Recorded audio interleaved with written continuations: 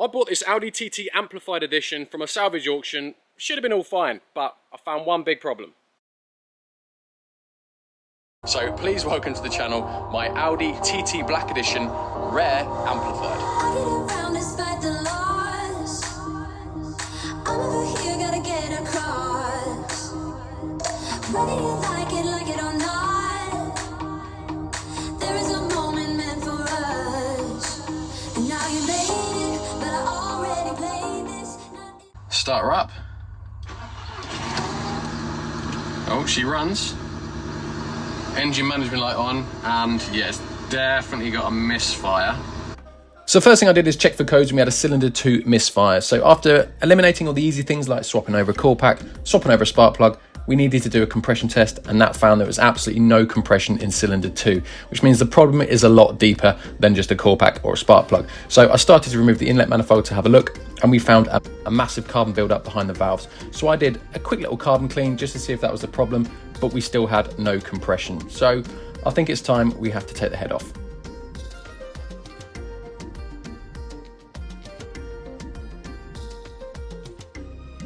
So while I ordered all my parts, the car has just sat here feeling sorry for itself, but all back ordered parts are now here, so we can crack on and get this engine running.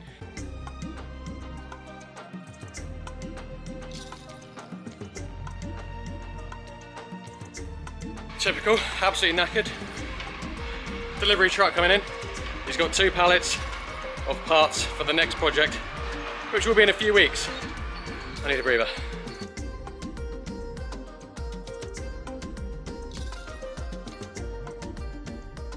And how we left it in the last video is like that. Oh, fab. I've been looking for that literally for about a week and a half. Bugger. So I've ended up doing like a full engine rebuild on the TT. Have I? Is it a full engine rebuild? I mean, yeah, I've sent the head away. So it's having all new valve stem stills. The valves are going to be relapped in. It's obviously going to be fully carbon cleaned, head skimmed. Yeah, so I guess everything from the head has been reconditioned. Engine wise, I'll show you in a second, but I've got new piston rings and big end bearings as well. So full engine rebuild, near enough. So instead of going direct to Audi, I went to Autodoc because they're just much cheaper parts, and I went straight to the manufacturer of the piston rings. So is it Mahal, however you want to pronounce it, I have no idea.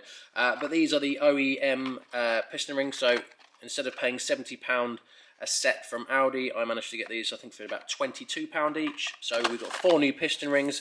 We're going to do all 4 cylinders. Because if piston number 2 is gone, there's no doubt that the others won't be far behind. And I've also got the shells as well, and 4 new spark plugs. I've also got my new heat shield here, which was a back-ordered parts, that's turned up. So we're going to start things off by keeping the engine and gearbox hopefully fully in position. We'll remove these, and we've got all the pistons there, look, and we will be putting up in the air, dropping the sump, removing the caps for the conrods, pushing the pistons all out the top, and there we can replace all the piston rings, fit new bearings to the conrods, and push it back down into the block, fit new bearings to the underside of the conrod cap, and then bolt them all in position. That should then solve our compression issue that we've had, and then it's just a case of building it all back up with new parts. Also, while I'm here, I'm going to replace the timing chain. So I've got a timing chain kit as well. We're going to do that. I also think there's a slight oil leak coming from this timing chain cover anyway, so resealing that would be beneficial too. TTs have this subframe here, which is really annoying because it's got this cross member that goes directly below the sump. However, I may be able to work around that. I don't know yet. We'll drop the sump and see how much of a hindrance that's going to be, because it's a lot of bolts, and some of them are like can't get to some of them because they're behind an aircon pipe, etc. So if I don't have to take it off, I won't. So once I drained the oil, I started to remove the sump, and I quickly found that the subframe was just even in the way, just removing the sump. So had to end up taking the whole subframe down. But in the end, that's probably not going to be the end of the world, as it just gives me a lot more access. And yeah, it'd probably been more hindrance than it would have been a help to leave it in. But once we removed the baffle plate and the oil pump, I found the pickup pipe, and it's not looking good at all. Well, I've just removed the oil pickup pipe because I think that is going to reveal some bad truths about this. Yep. There's bits of piston in here.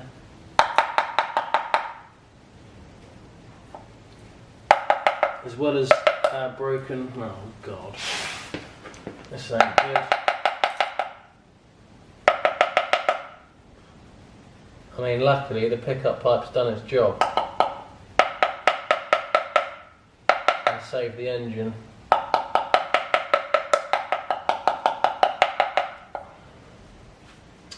But we have loads of bits of piston. And don't forget guys, up for auction on Compete for Cars at the moment is this very rare Astra Nurburgring, one of only 835. This one being absolutely immaculate. Stage 3, 300 PS from Courtney Sport, and it is just literally a really, really good condition car. Poly bush throughout, AFL headlights, CD70 nav, full leather, and it's just absolutely immaculate. Let's have a look, listen to what it sounds like.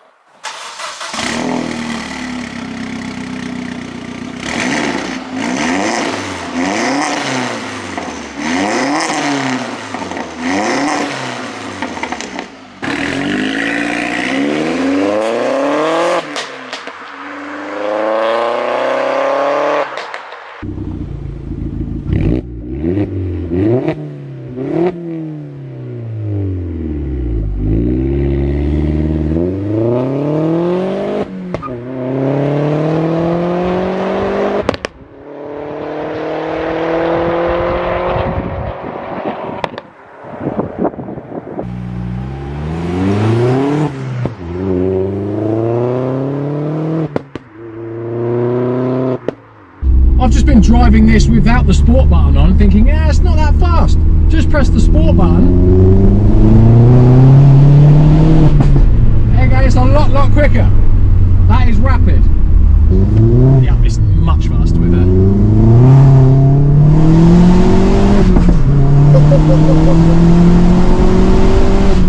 I love this sound. Yeah, this car's completely opposite to my normal cars because it is H-by clear and it is in really good nick. Original owner's manual and stacks of history. 2 keys. Yeah, only 2 previous keepers as well. Now, if the car's not for you, no worries, there is a £10,000 cash alternative as well, so it's still worth going to grab a ticket. And there's also runner-up prizes of £1,000 cash and £500 cash. So whether you want the car or not, there's no real reason not to get a ticket. So go grab your tickets now, link is in the description. Back to the TT. So with the baffle plate and oil pump removed, it's time to remove the second sump, and I'm still finding little bits of piston everywhere. Not a good sign at all. But once I'd removed all the bolts for the second sump, I found a bit of a problem because I couldn't get it off. So who wants some proof? Because I found the biggest head design that I've found so far on a car. So I've tried to remove the upper sump here, and I've got it loose at the front here, but it's still solid at the back here, and I couldn't find a reason why. No bolts, I've taken them all out, can't find any reason why. So I thought, I know, Goldfire engine over there, Gen 1 versus Gen 3, should be fairly similar. Let's have a look at that. So here is our upper sump, and this is where the gearbox would be, and if we just move this bit of wiring here, and we can see 2 epoxy bolts for the rear main seal that go into the upper sump. Cheers, what an absolute head of a designer. Because that means I've now just got to completely remove the gearbox, which means I've got to remove the prop, the full exhaust, transfer box, drive shafts, everything just for 2 stupid bolts. Cheers. So as I started to remove everything necessary to remove the gearbox, such as the wishbones, drive shafts, etc., it kind of dawned on me. There's just no point me trying to do this with the engine in. It no longer makes sense, and I'll be wasting my time trying to keep it in. And it's just stupid little reasons, like my transfer box here is held on by a stupid bracket that goes right around the top there, and I can no longer access those bolts because I've got my turbo now resting on it, so it's completely in the way. So I'll have to try and somehow remove that bracket by trying to move the turbo back out of the way. Just one example, and 9 times out of 10 you have to remove the transfer box to get the gearbox out as well, because it's just too tight a fit in there, or end up loosening the subframe. And other things, like when I eventually do my timing chain, that's going to be a pain in the arse with it sat like that. And trying to get the gearbox out and back in situ, again, pain in the arse. So it's more for reassemble, but it just no longer makes sense to keep it in the car, which is really annoying. So I'm going to take the whole front end off, and to do that I need to take the car back out of the workshop, turn it around, bring it back on, so we can get the engine crane accessed from the other side.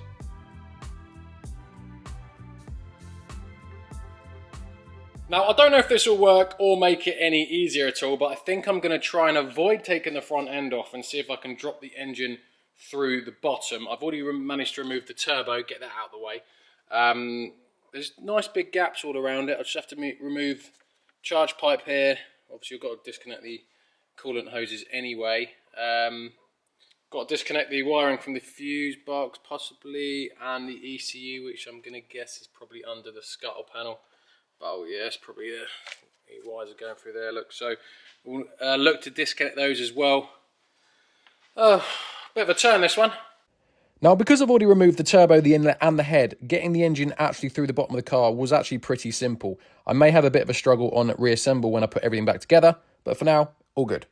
So my plan is, I've just got my pallet truck and a pallet on top of that with a few blocks of wood, and I have disconnected everything from around the engine bay, so all my coolant lines, everything that is connected to the rest of the car has been detached, so alternator, wiring loom into the fuse box has been disconnected. All wiring, so I've managed to disconnect just one loom from the ECU. Didn't have to take off my wiper blades in the end because I couldn't. So yeah, all wiring detached there. Everything at the back, turbo out obviously, and everything folded into the middle. So I've got the car now resting on the pallet, or the engine and gearbox is. So I'm just going to be a case of just whiz off the bolts, hope it doesn't rock too far forward or back, and just lift the car up. Well, that's the gearbox bolts out, so it's resting on the pallet relatively well there. There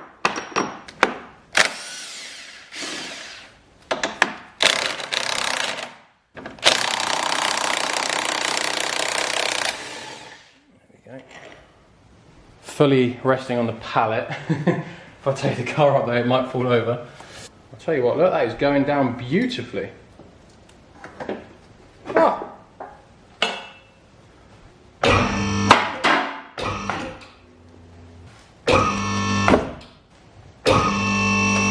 Beautiful.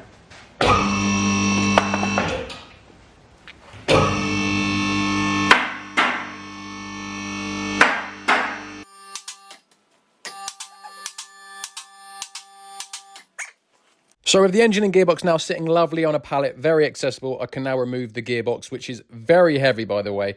Transfer box brackets, nice and easy to get off. I'd already whipped all the bolts for the bottom of the gearbox off, so I just had to undo the two to the top and the one hidden in the starter motor, and then just pop the gearbox straight off. And there we go, look, all that additional work for these two little bolts here. Great idea, Volkswagen, you knobs. So what I'm going to do, I'm going to get the engine stand over, stick the engine on the stand, flip it upside down, take those two bolts out, get that piston out, and fingers crossed there is no other damage apart from the piston being a little bit broken up. Fingers crossed.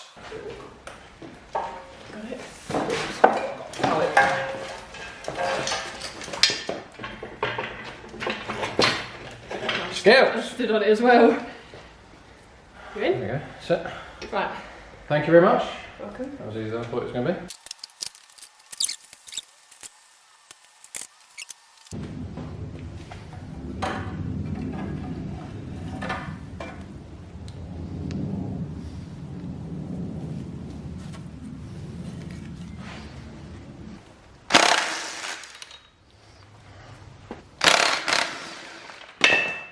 Oh, she fell out.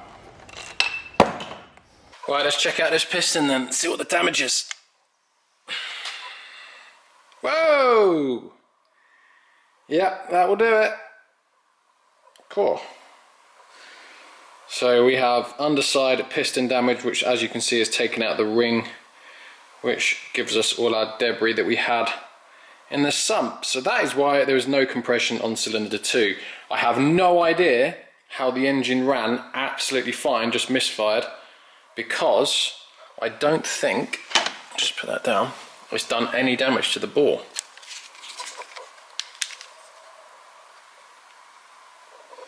It literally looks absolutely fine. All I can find is a bit of a mark at the top here, but I'm gonna see if you can see it with my, if I swap hands. It's completely smooth. There's no noises. It's completely smooth. So I reckon we've got very lucky there, and the engine's fine.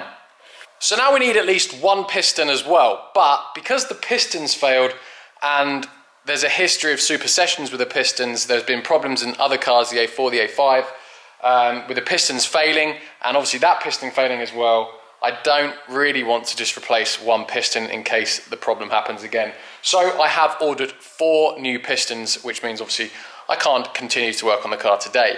Now, the price of the pistons is interesting. So I've just got a price from Audi for a single piston, which comes with piston rings, and you're looking at about £275 per piston. So you're looking at just over £1,000 or £1,100 for a set of 4 pistons. Now, that's quite expensive, so I've just hopped onto AutoDoc and I've put in the part number of the latest revision piston, and it's come up with a genuine piston. So these are made by Mahal, however you want to say it. You can just about see it in there, and yeah, I've got all the part numbers matched up, and I've managed to get 4 pistons for £330. So I've managed to get all 4 pistons and rings for just over the price of 1 piston from Audi directly. So, and now they're genuine pistons as well. They just don't have an Audi stamp on. So that is going to be it for today's video, guys. Obviously, I've got to get that engine cleaned out to make sure there's no debris in it, so I'll be doing that. This little TT is turning into a little bit of a big job. This was supposed to be a coil pack job, and on she goes, but it's turned into a complete engine strip down and rebuild. But there we go, we take the gamble, and sometimes the gambles pay off and sometimes they don't, but it's not too bad at the moment. I'm not in over my head cost wise. So as always, guys, thank you very much for watching. I hope you did enjoy these types of videos. If you haven't already subscribed, please do subscribe, and I'll see you in the next one. Cheers, guys.